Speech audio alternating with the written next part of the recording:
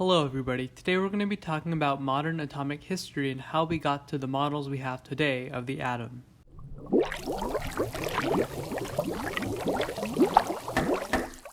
John Dalton is the father of modern atomic theory. Although he was an English school teacher, he laid the groundwork for modern chemistry. I like to keep these videos informational but concise, so here are the important parts of his atomic theory. He had 4 postulates, each one equally as important. Number 1. Each element is composed of extremely small particles called atoms. The most important part about this theory is that atoms cannot be subdivided while still keeping their chemical properties. A molecule of water, or H2O, can be subdivided into hydrogen and oxygen, but an atom of sodium cannot be subdivided any further. Number 2. All atoms of a given element are identical to one another in mass and other properties, but the atoms of one element are different from the atoms of all other elements. This is the one part of this theory that kinda sorta doesn't hold true today. While Dalton is correct in saying that atoms differ by element, all atoms of the same element are not identical to another in mass and other properties. We interrupt this lesson to give you some basic atomic structure. Basic atomic structure says that an atom is composed of protons, neutrons, and electrons. The element is controlled by the number of protons, but the number of neutrons can change. Hydrogen, for example, usually has 1 proton and no neutrons. However, hydrogen can have 1 neutron or sometimes even 2, but it is still hydrogen. It will still react with oxygen to make water. Therefore, Dalton was kinda wrong about this point, but the other 3 tenets still hold up. Number 3. Atoms of one element cannot be changed into atoms of a different element, and atoms are neither created nor destroyed. I'm sure you've heard the neither created nor destroyed part of this. You hear the same thing about matter and energy, and it holds true with atoms. However, while energy can be converted into different forms, such as heat energy or electrical energy, individual atoms cannot be converted into.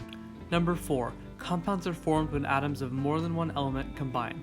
A given compound always has the same relative number and kind of atoms. This, in my opinion, is the most important part of Dalton's theory. This is basically saying that water will always be H2O. It'll never be HO or H3O or HO2. Carbon dioxide will always be CO2. You get the point. By setting these parameters on chemistry, we have a simple system so that compounds never get mixed up with each other. Now, let's talk about J.J. Thompson. J.J. Thompson is known for discovering the electron and creating one of the wackiest models in existence today. At this point in history, we know what the atom is. Great. But what's inside the atom? J.J. Thompson used a weird lamp-looking device called a cathode ray tube to conclude that when atoms were charged with high voltage, the weird light that was produced was negative energy, later called the electron. Thompson also created a new model of the atom with the most technical name of all of them, the plum pudding model. While this model may seem pretty inaccurate compared to what we have today, keep in mind that we went from a literal ball to this. While we have electrons, there's no nucleus to find protons or neutrons. Small side note here, but I won't go into much detail. Through Thomson's experiments, a scientist named Millikan was able to determine the exact charge of an electron measured in coulombs. Now, let's talk about Ernest Rutherford.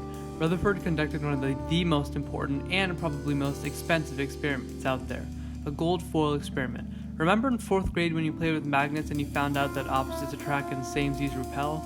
Rutherford used the same principle to deduce 2 major things about atomic theory. He shot a bunch of helium nuclei at an extremely thin sheet of gold foil and discovered that they scattered in random directions. While some went through, some bounced off. This led him to make the 2 conclusions. 1. Atoms are mostly empty space. This explains why most of the particles went through the gold foil since there is nothing to stop them. Number 2. Atoms have a highly positively charged center called a nucleus.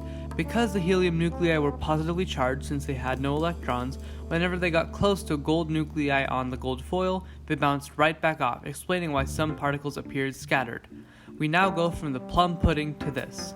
Not much better, but a little better.